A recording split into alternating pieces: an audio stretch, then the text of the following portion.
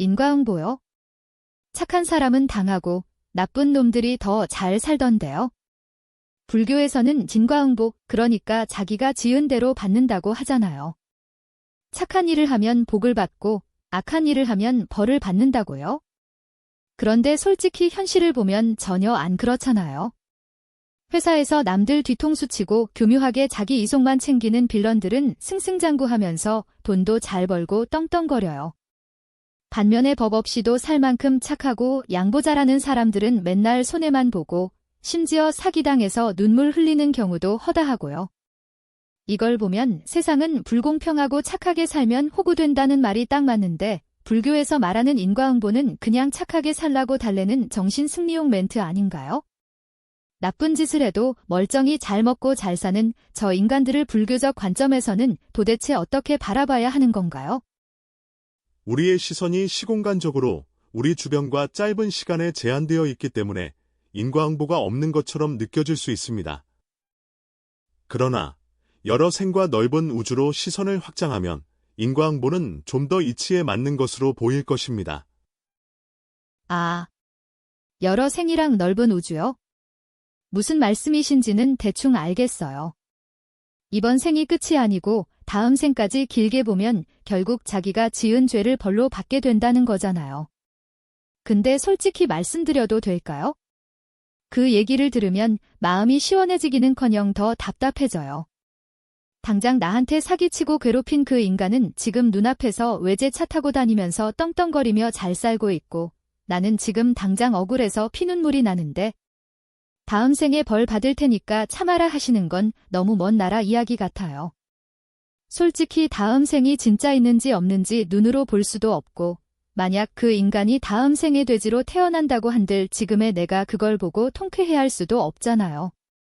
결국 지금 이 순간 억울한 사람한테는 이번 생은 그냥 포기하고 참아라 하는 위로밖에 안 되는 것 같은데 말씀하신 그 긴 시간의 축, 그러니까 전생과 이생, 내생이라는 관점이 지금 당장 억울에 미치겠는 나한테 현실적으로 어떤 의미가 있는 건가요?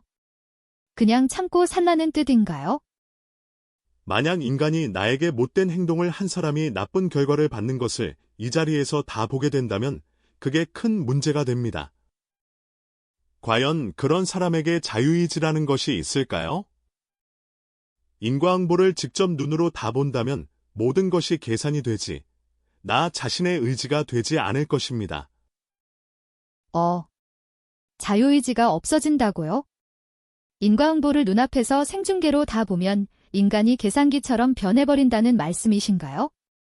어렴풋이 무슨 뜻인지는 알 것 같아요. 나쁜 짓 하면 즉시 하늘에서 번개가 떨어지는 걸 눈으로 본다면 무서워서 혹은 이득을 보려고 기계적으로 착한 척만 하겠죠.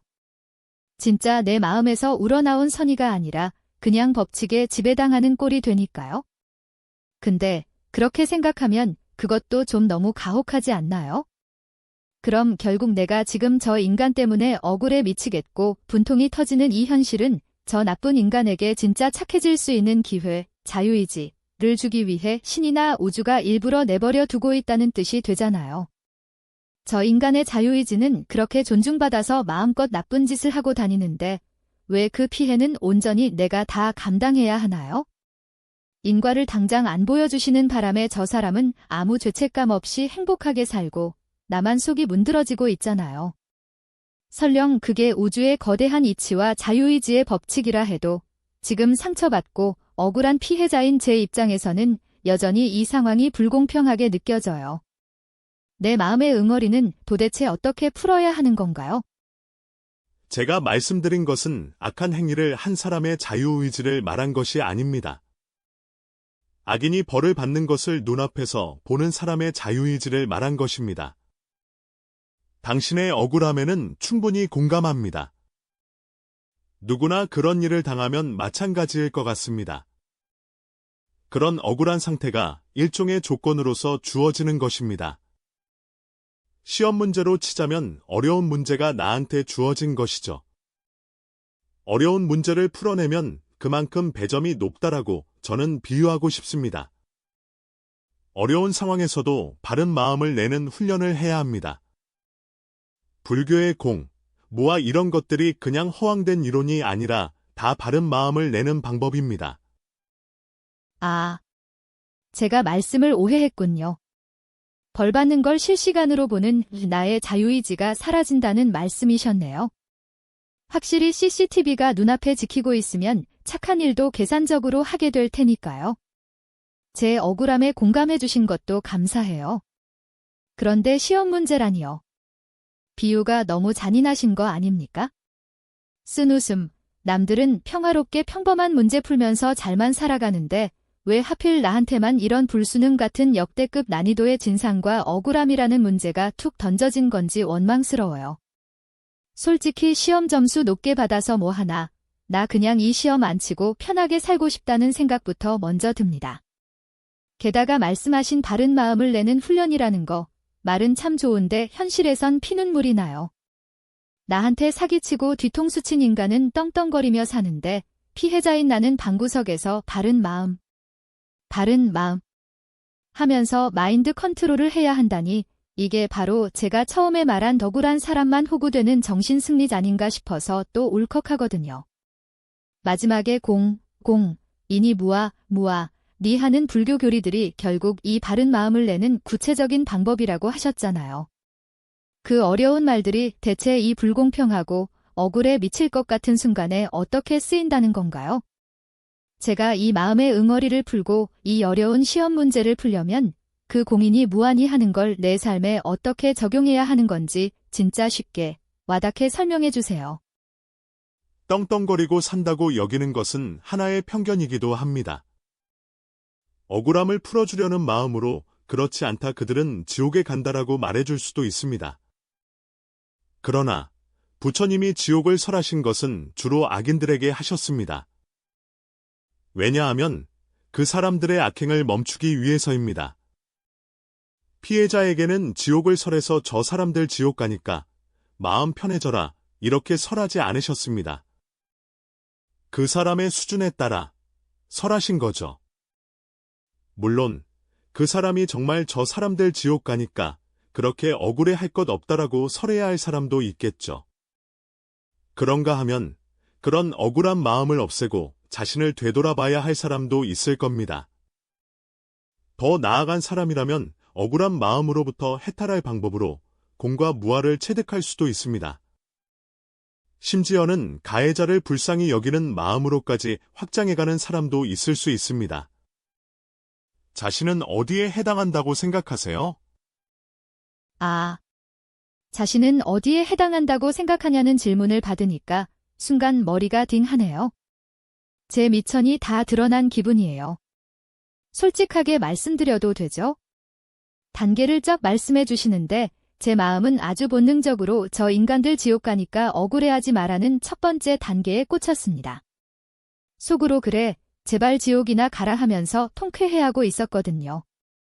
그 인간들이 떵떵거리고 사는 것처럼 보이는 게 제 편견일 수 있다는 말씀도 머리로는 알겠는데 가슴으로는 여전히 그 인간들이 당장 망하는 꼴을 보고 싶어 해요. 가해자를 불쌍히 여기거나 공과 무아를 체득해서 해탈하는 고차원적인 단계는 솔직히 저한테는 감히 엄두도 안 나는 성인군자들의 영역처럼 느껴집니다. 저는 겨우 돼 나만 호구돼야 해 하면서 씩씩거리는 평범하고 속물적인 인간이니까요. 근데 말씀을 가만히 듣다 보니 마음 한구석이 좀 이상해져요. 부처님이 지옥을 얘기하신 게 피해자 속 시원하라고 하신 게 아니라 악인들의 악행을 멈추려고 하신 거라는 말을 들으니까 내가 저 인간 지옥 가라고 저주를 퍼붓는 동안 정작 내 마음속에도 시커먼 지옥을 똑같이 만들어서 스스로를 괴롭히고 있었구나 싶기도 합니다. 만약 제가 이 지독한 억울함과 저주에서 벗어나서 그 다음 단계인 나를 되돌아보고 억울함에서 해탈하는 단계로 조금이라도 나아가고 싶다면 저는 당장 오늘 밤부터 뭘 어떻게 해야 하나요? 제 수준에서 시작할 수 있는 첫걸음이 뭔지 알려주세요. 우선은 바른 견해를 가져야 합니다. 지금 이런 대화를 하는 것이 바른 견해를 가지기 위한 방법의 하나죠. 진정한 바른 견해랑 깨달음을 말하는 겁니다. 일반적으로는 너무나 먼 얘기죠. 그래도 불교에서 말하는 공이 무언지, 연기법이 무언지 등등 알려는 노력을 해야 합니다. 이런 제대로 된 알미 없다면 마음속을 아무리 들여다봐도 뭐가 보이지 않습니다. 그 알을 바탕으로 그것을 체현하는 것이 선정이고 마음 수련이죠. 이 알의 가장 단순한 형태가 착한 마음이고 탐욕과 성냄을 없앤 마음입니다. 이게 너무 쉬운 얘기 같지만 생각만큼 쉽지 않습니다. 이걸 끝까지 밀어붙이기 위해서는 공이나 무와 같은 걸 체득해야 합니다. 어쨌든 시작점은 누구나 다 아는 착한 마음, 탐진이 없는 마음입니다. 내 마음 속에 그런 마음을 정립하려고 노력하면 됩니다. 이걸 끝까지 밀어붙이면 저절로 공부가 됩니다. 아, 이번 말씀은 정말 가슴에 와닿아요. 처음에 고민이 무한히 하실 때는 나 같은 평범한 직장인이 어떻게 저 높은 깨달음을 얻나 싶어서 아득했거든요. 수학 정석 책의 제일 어려운 미적분 문제를 만난 기분이었어요. 그런데 결국 그 복잡하고 깊은 교리의 시작점이 탐욕과 성냄을 없앤 착한 마음이라는 말씀을 들으니까 마음이 확 가벼워집니다. 미적분을 풀려면 더하기, 빼기부터 시작해야 하는 것처럼요. 가만히 생각해보면 제가 그 나쁜 인간 때문에 괴로웠던 것도 왜 저 인간은 저렇게 잘 사는데 나는 손해를 봐야 해 하는 성냄, 과 나도 남들보다 더 잘 살고 떵떵거려야 해 하는 은근한 탐욕, 욕심, 이 제 안에서 부딪히고 있었기 때문이네요. 그 인간이 문제인 줄 알았는데 제 마음속에 불을 지르고 있었던 건 결국 제 안의 화와 욕심이었던 것 같아요.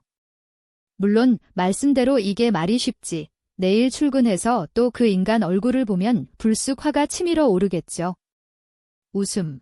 그래도 이제는 방향을 알 것 같습니다. 저 인간 지옥 가라고 저주를 퍼붓는 대신 내가 또 저 인간을 핑계로 내 마음속에 성냄이라는 불을 지피고 있구나 하고 알아차리는 것부터 시작하면 되는 거잖아요. 내 마음의 청정함을 지키는 게 우선이니까요. 덕분에 정신 승리인 줄만 알았던 불교가 내 마음의 평화를 지키는 가장 강력한 무기이자 진짜 현실적인 학문이라는 생각이 듭니다. 오늘 배운 이 착한 마음이라는 기초 체력을 기르면서 앞으로 공이나 연기법 같은 더 깊은 이야기들도 하나씩 배워나가고 싶어요. 다음엔 또 제가 살면서 부딪히는 다른 엉뚱한 오해나 고민들을 들고 찾아와도 되죠? 그럼요.